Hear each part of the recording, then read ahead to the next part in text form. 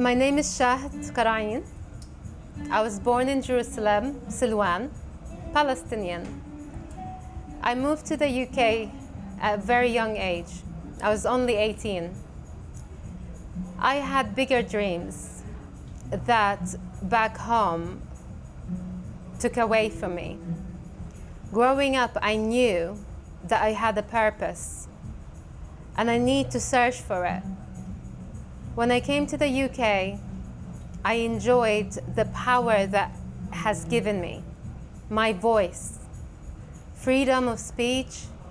It gave me a platform to be truly who I deserve to be, a human being. So tonight is a very, very special event, a special evening. This movement, it would have not been possible without the unity of the artists. They all gathered here tonight. We have over 18 performers, poets, speakers, activists, musicians. I am so honored that everyone is believing in this cause. So we're going to be united here today to speak about what's happening, obviously, to Palestine, and also to keep this movement going. But what they've done as the Israelis is they've destroyed themselves. They have shown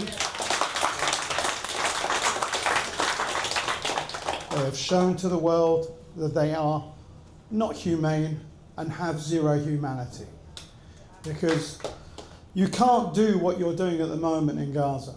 You can't be killing people the way you're killing every single day.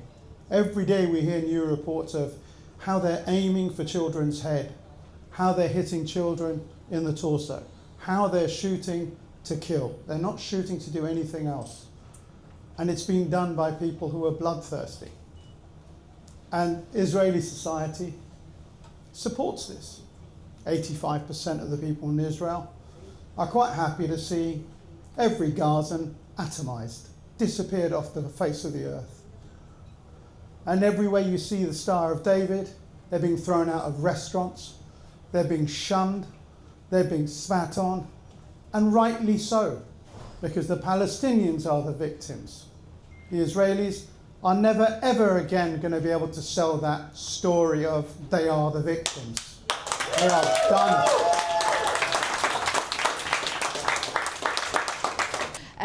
But I've written a poem about the parallels between Ireland and Palestine in terms of our shared colonial history, and just a similar energy, I guess, between the two nations. So it's called Ireland and Palestine. A history intertwined, Ireland and Palestine, a call to remembrance by witness through time. In 1847, Ireland's forced famine ensued. Palestine heard our desperate pleas, and kind souls in Nablus sent food. 1917, the Balfour Declaration took place. Just like Éire, centuries prior, no regard for the indigenous, raped, pillaged, displaced. Dark forces closed in 48, Zionist and imperialist, an illegal terror state. Echoes of Ireland's 21 fate, divided by the crown through its brutal legate. Through the decades following, many parallels were drawn.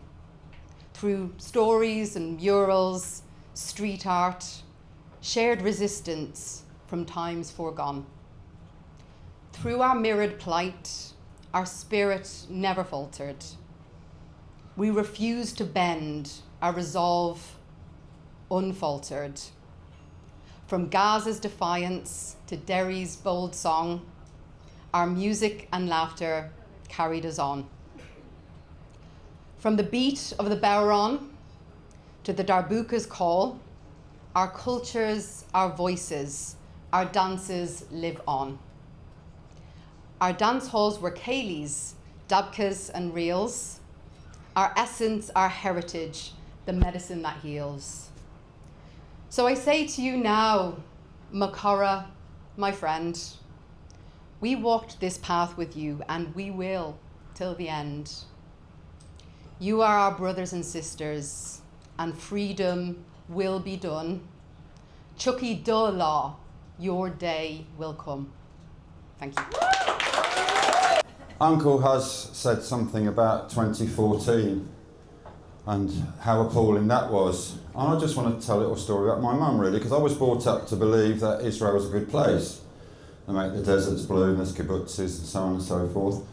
That was my mum's generation. She was born in 1930. But in 2014, she changed her mind.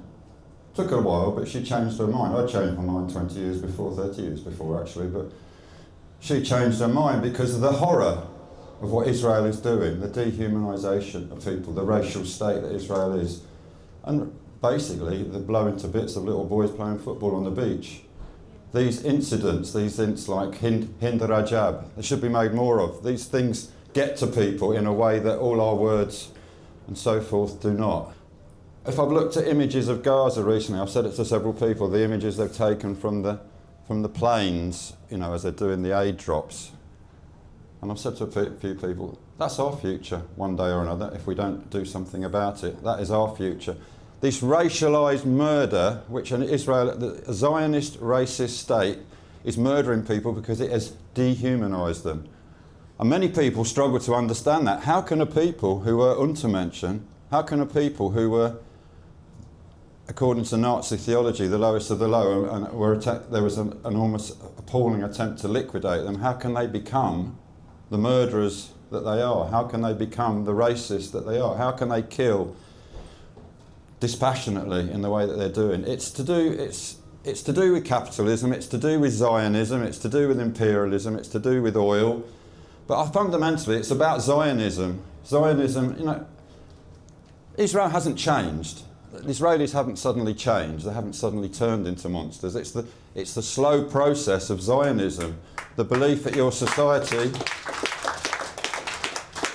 belongs to you by right of God, that's built on a lie, a land without people for a people without a land. I'm Shahd Karaeen, and it's really, really important. Every form of resistance to Zionism is really, really important. And today, people are gathered to use culture as a form of resistance. And it is very important because Israel is trying to destroy any memory of Palestine, not only the land, not only the very existence, but even their culture. Israel is expropriating the Palestinian food, the culture. So I think this is another form of resistance to Zionism. The pain, the ache, the wounds, the loss, the gain, the voices, the spirits, the soul, the trauma, the hate, the love, the cost. Enough is enough. We need to feel whole. We feel worthless, worthy, together, alone, lonely, surrounded in a world of our own. Silent, vocal, voices inside, living with truth. We hide behind lies. A broken child, tinted windows, a soul unhealed. Impossible dreams leaving us scarred. We should be more. This isn't enough. Why shouldn't we? Life's logic is tough. Opening up, regret fills the void. Gasping for air, suffocated despair. We avoid ourselves, judgments, in their eyes, our personal hell, masking through pain with smiles.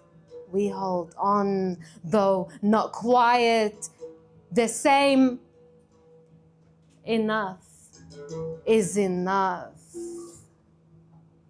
The cost, the love, the hate, the trauma, the soul, the spirits, the voices, the gain, the loss, the wounds, the ache, our pain. Thank you.